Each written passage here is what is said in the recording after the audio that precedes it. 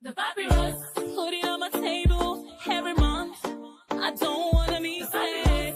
Don't even try to hide it. No, I don't wanna lose it. And you see how it is, it's so inviting.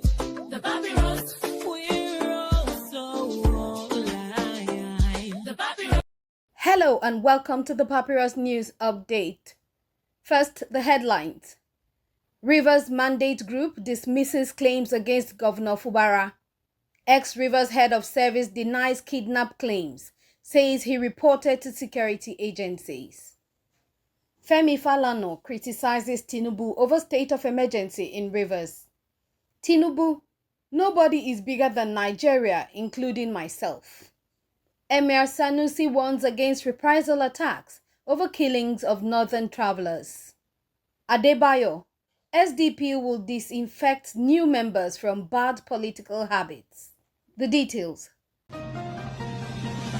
The Rivers Mandate Group, RMG, has dismissed allegations made by former state head of service, George Nweke, against Governor Siminalayi Fubara, calling them a calculated attempt to discredit the governor.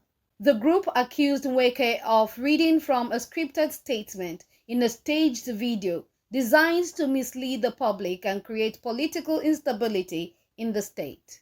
In a widely circulated video, Nweke was seen holding a prepared script, while a voice in the background instructed him to read from the script I wrote, before prompting him with action.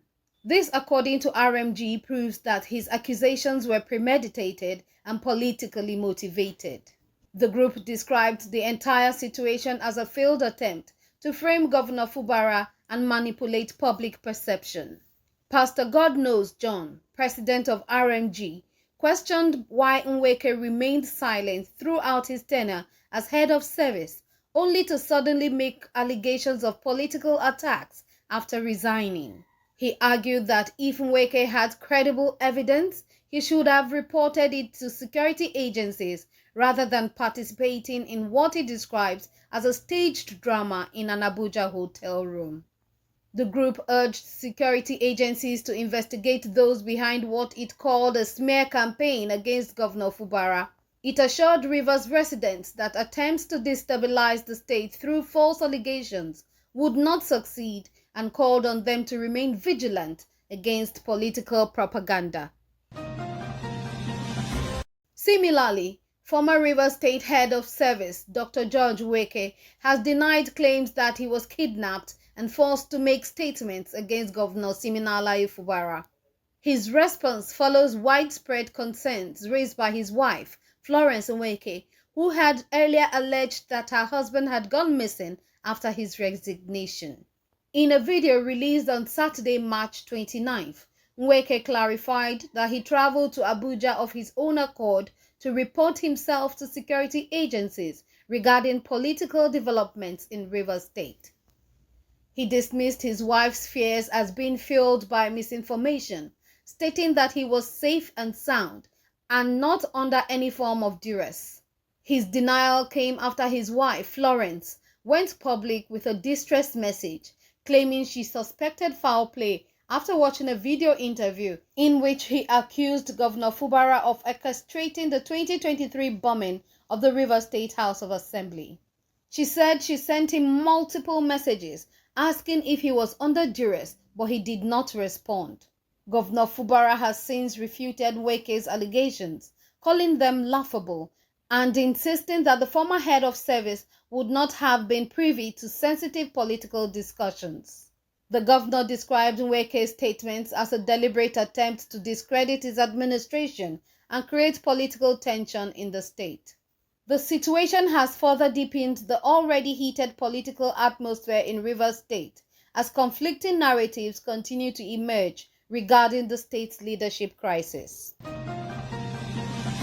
In other news, human rights lawyer Femi Falana has strongly criticized President Bola Ahmed Tinubu's declaration of a state of emergency in Rivers State, calling it a contradiction of his past stance when he was governor of Lagos State.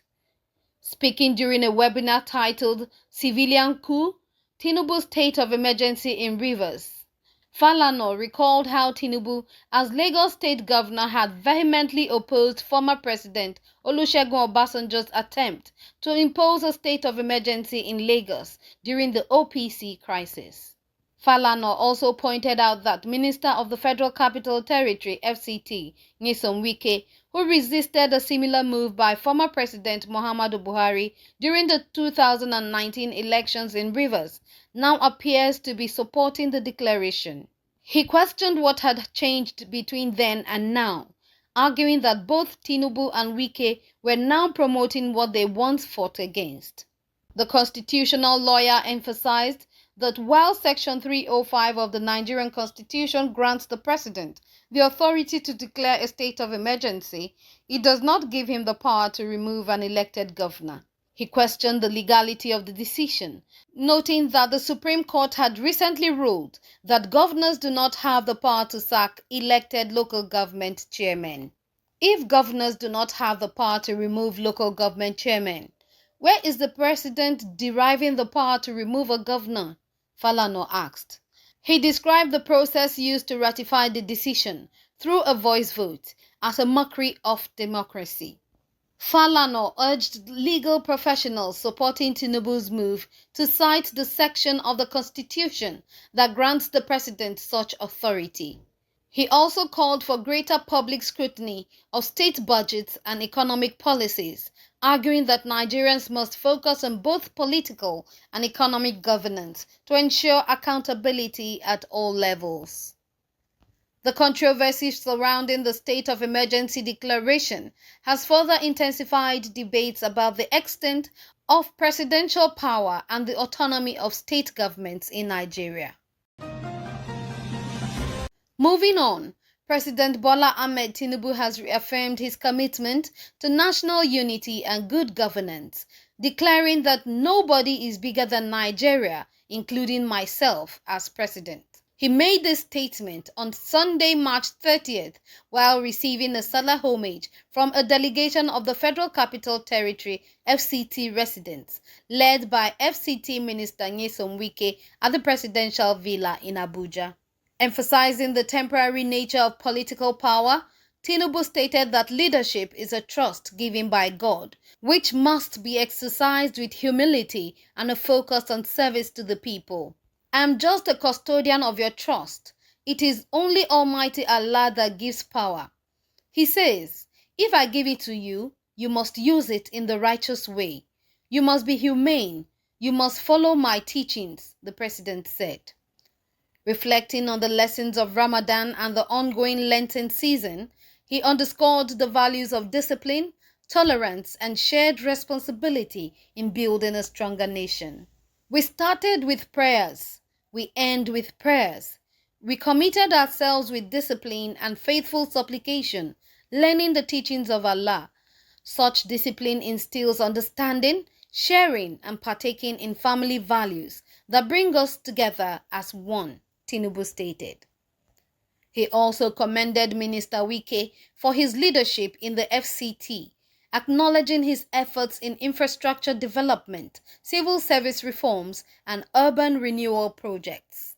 Tinubu highlighted Wike's role in resolving long-standing issues related to property rights, revitalizing abandoned projects, and improving public services such as healthcare and education. He urged Nigerians to prioritize national unity over personal ambitions, calling on citizens to embrace peace and inclusivity regardless of ethnic or religious differences. We must continue to abide by the lessons of Ramadan. We must continue to share and remember the less privileged, the widows, and the have-nots, believing that we can share both in joy and in times of need. And we can believe that Nigeria is greater than any one of us, including myself as president, Tinubu declared. Praising Wike's ability to work effectively in the FCT despite being from the south, Tinubu described it as a testament to Nigeria's diversity. Speaking to reporters after the event, Minister Wike expressed gratitude for the president's recognition of his work. When asked how he felt about being called Mr. Infrastructure by Tinubu, Wike said, I feel very happy that my boss has confidence in me. If your boss in public says that you are doing well, that is an encouragement for you to continue doing the job you've been assigned. He assured FCT residents that his administration would continue executing transformative projects, promising an even more ambitious development phase. The committee is working, and you can be assured it can't be less than what we did last time, he said. Furthermore, the 16th Emir of Kano, Muhammadu Sanusi II, has urged youths in Kano to refrain from launching reprisal attacks on innocent non-indigenes following the killing of 16 northern travelers in Edo State. Delivering his sermon after leading the Eid al-Fitr prayers at the Kofar Mata Eid ground, the former Central Bank of Nigeria CBN governor cautioned against retaliatory violence, warning that it would only escalate tensions and cause more harm. We received reports yesterday that some youths are planning to launch reprisal attacks on non-indigenes following the killings. We are advising them not to carry out such attacks, Sanusi said. He called on young people to maintain peace and allow the authorities to handle this situation, urging traditional rulers to remain vigilant in preventing unrest. Sanusi also demanded justice for the victims of the Edo killings, calling on security agencies to ensure a thorough investigation and prosecution of those responsible. The emir reminded the Muslim community of the moral lessons learned during Ramadan, emphasizing the need to uphold them beyond the fasting period. Kano State Governor Abba Yusuf, his deputy Aminu Abdul Salam Gwazo, former deputy governor Professor Hafiz Abubakar, and other government officials attended the Eid prayers. In a similar message, the 15th Emir of Kano, Aminu Ado Bayero, also condemned the killings and urged authorities to act swiftly in bringing the perpetrators to justice. Conclusively, Adewale Adebayo, the 2023 presidential candidate of the Social Democratic Party SDP, has stated that the party welcomes new members but will ensure they undergo a process of disinfection to prevent them from bringing negative influences from their past affiliations. Adebayo emphasized the SDP's commitment to maintaining integrity and ethical leadership. If you want to join the SDP, you must allow us to apply disinfectant. Not because we don't respect you, but because you're coming from a highly infected zone, he said, likening the process to the sanitization measures used during the COVID-19 pandemic. He clarified that the party does not discriminate against people from other political backgrounds, but wants to ensure that newcomers do not introduce corrupt practices. The party's constitution is well sanitized, and its guidelines are structured to ensure we serve the Nigerian people without the influence of negative practices, Adebayo said. He acknowledged the frustrations of many politicians who have left their previous parties due to internal conflicts and corruption, citing figures like Peter Obi, Nasir El-Rufai, and Atiku Abubakar as examples. We sympathize with everyone coming in, and we recognize the trauma they may have experienced. However, our message is clear. Whatever baggage you bring, leave it at the door. This party is about the Nigerian people, not about the politicians, he stated. New members will be required to thoroughly understand the SDP's constitution and adhere to its ethical standards, ensuring the party remains committed to good governance. The papyrus.